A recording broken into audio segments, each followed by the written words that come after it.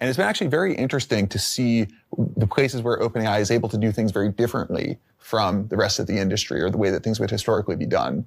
For example, we've been able to apply our own models to designing this chip, which has been really cool. We've been able to pull in the schedule. We've been able to get massive area reductions, right? You take components that humans had already optimized and just pour compute into it, and the model comes out with its own optimizations.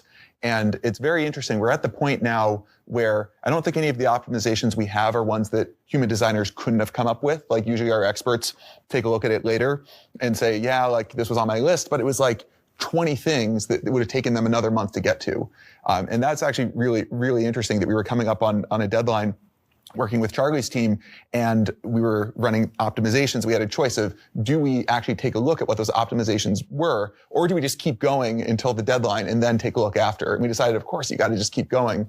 And so we've really been building up this expertise in-house to understand this domain, and that's something we actually think can help lift up the whole industry.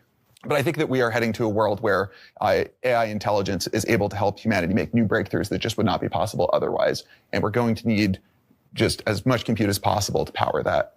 Like one example of something very concrete is that, we are in a world now where ChatGPT is changing from something that you talk to interactively to something that can go do work for you behind the scenes. If you've used features like Pulse, you wake up every morning, it has some really interesting things that are related to what you're interested in. It's very personalized, and our intent is to turn ChatGPT into something that helps you achieve your goals.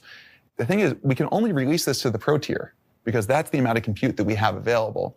And ideally, everyone would have an agent that's running for them 24/7 behind the scenes, helping them achieve their goals. And so ideally, everyone has their own accelerator, has their own compute power that's just running constantly. And that means, there's 10 billion humans. We are nowhere near being able to build 10 billion chips.